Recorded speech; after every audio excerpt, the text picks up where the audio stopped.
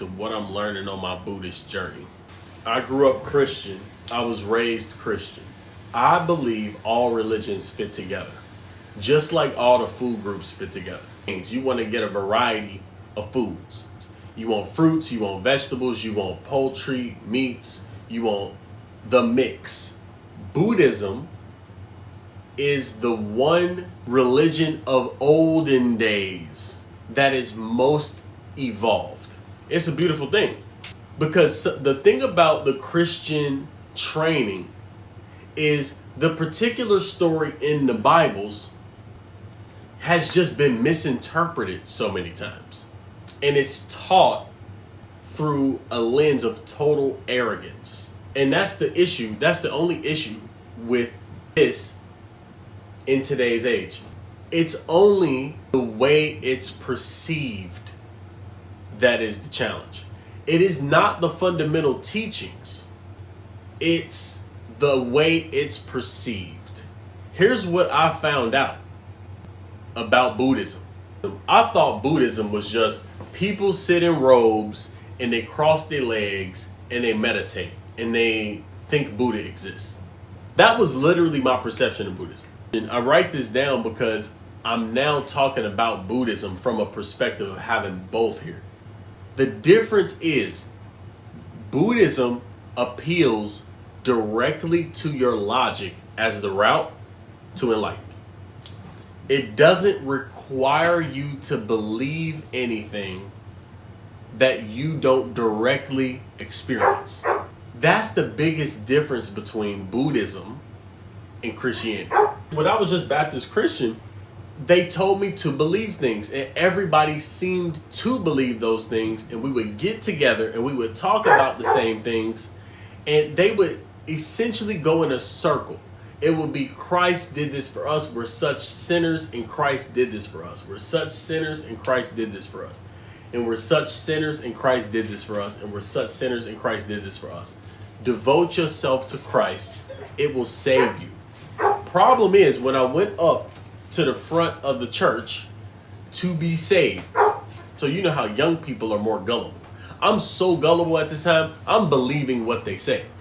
So here I am believing what they say, and nothing happened. Nothing different happened. Buddhism is really mental science at the end of the day. Mental science isn't evolved Buddhism. If you understand it and you practice Buddhism, you actually become a better Christian, is what I realized. Everything Jesus tells Christians to do, which is love your neighbor as yourself, and the Lord thy God is one, there's only unity. It's the exact same concept of emptiness in Buddhism.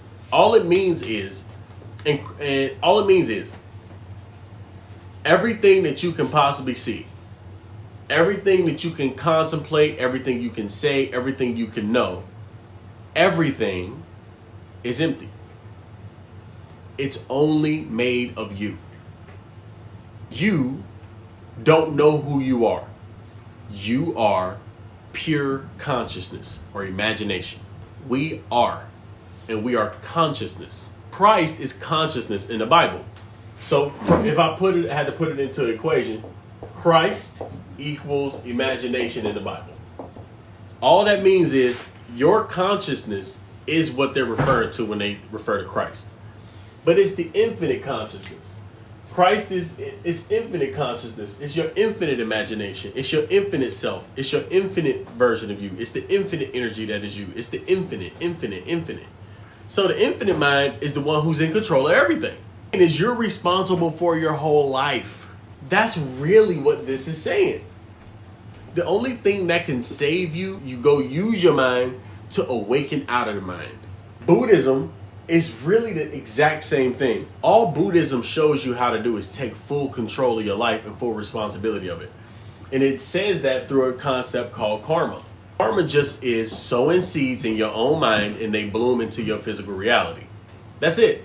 Buddhism teaches you don't do bad things to other people. Be kind to them. Don't steal from them. Realize that everything you give to another multiplies and comes back to you. And it causes effects in your world. And realize the whole world is just you.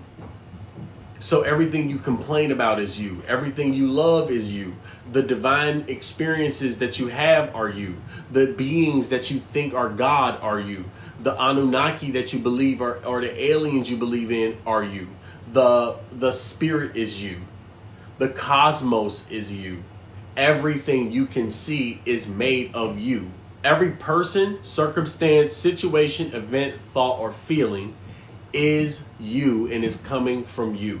It's not coming from anywhere else. Meaning, if somebody makes you mad, it's because you are them. What you did was you made somebody mad at a small level. You probably teased somebody, and that turned into a full-blown somebody's pissing you off. So that's what it is. The seeds can't die. That's all this teaches.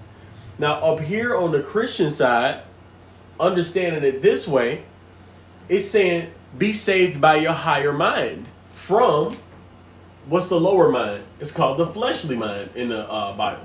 So the Bible is very clear about it too. It's saying be saved from your own cravings and your own fleshly desires, your lust, your need for things, your attachment to things.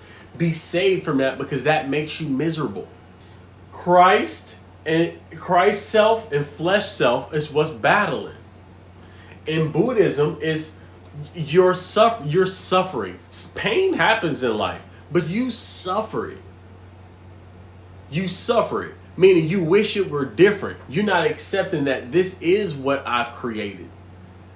So you suffer because you don't understand that you made it. There are two situations happening at all times when you get angry. There's one that you're not responsible for, and there's one that you are responsible for. One is lying to you.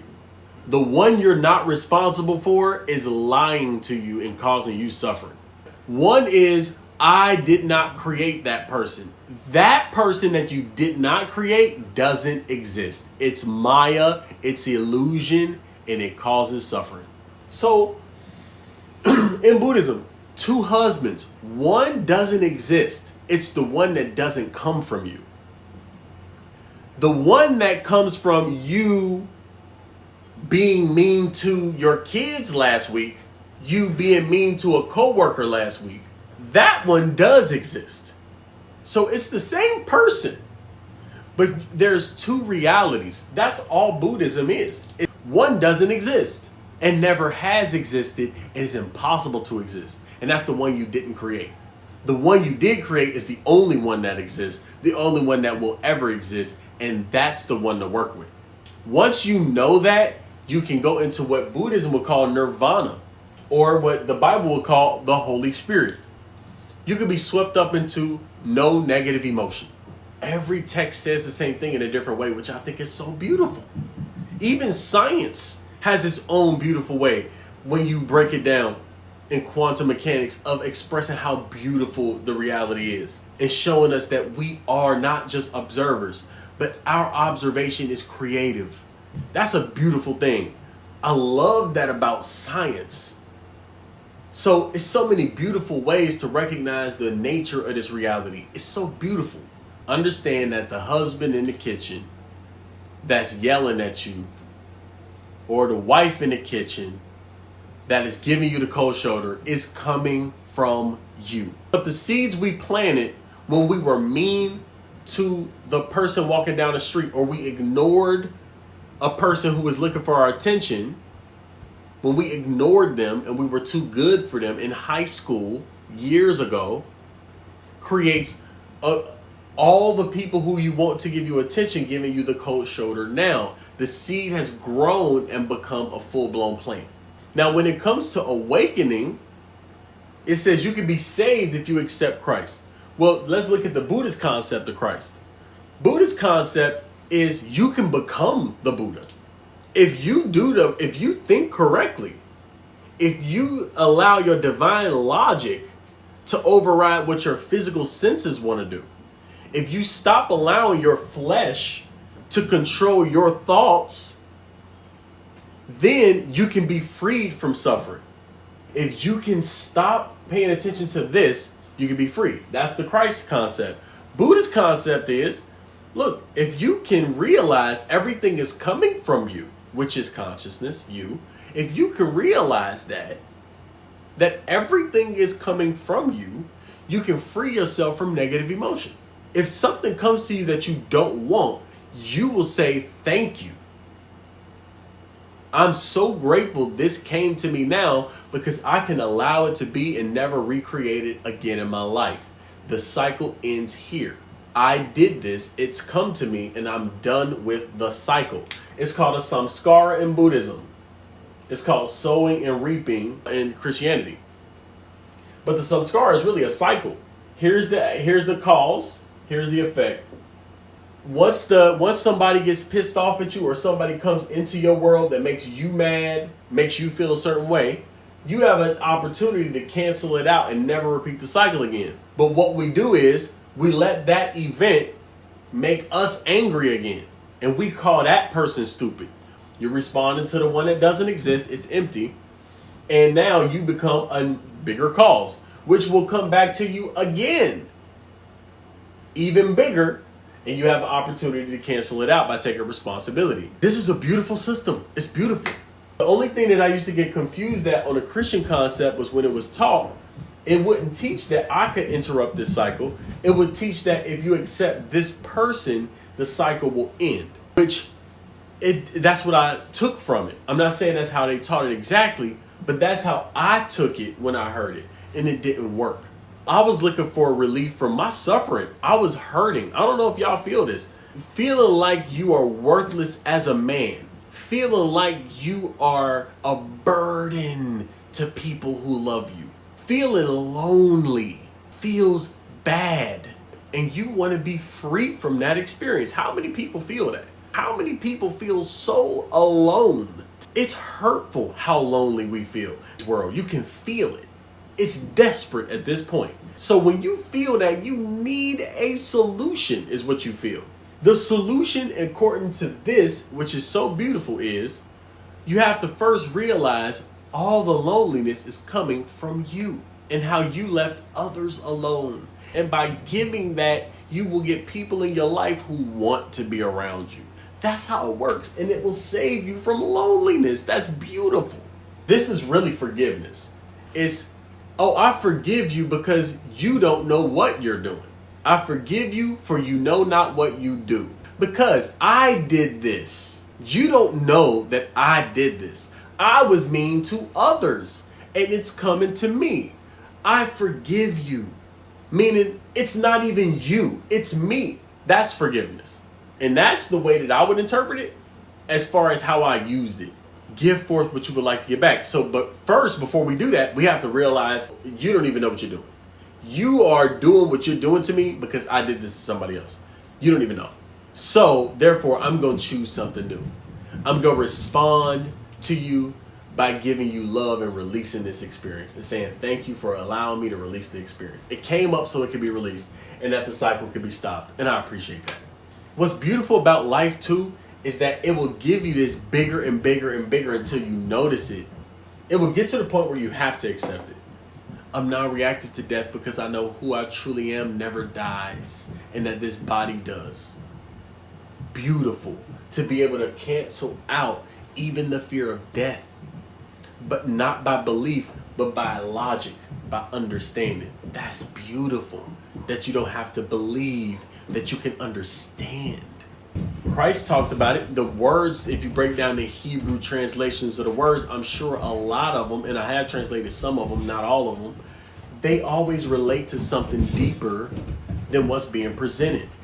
To give an example, Yeshua, Yahweh, is 4 letters that represent the source, the thing itself, the thought, the feeling that nails the thought and the thing together, and then the manifestation of that thought in physical reality. And that's the 4 letters. It represents those 4 letters. It expresses it as those 4 letters. So it's so beautiful the way everything fits together. We can create anything we want. Yes, we created these wars. And yes, we created this government. And yes, we created these circumstances. Yes, we've created it. And by concentrating, by first taking responsibility, that nothing that I'm seeing comes from anybody but me. Even the people I'm seeing are just manifestations of me. By first accepting responsibility that way, and then deciding I'm going to now be nice to people to reverse this problem. I will never do that bad thing again. And I'm reversing it by sowing the good seeds in everybody I meet. And that's going to grow into huge circumstances of peace, of harmony, of grace, of love in this world. That's what I'm choosing to do. When you choose to do that, think about how beautiful that is, first of all. When you choose to do that, you now sow seeds that also go in circles, but they're beautiful circles and you just continue to sow.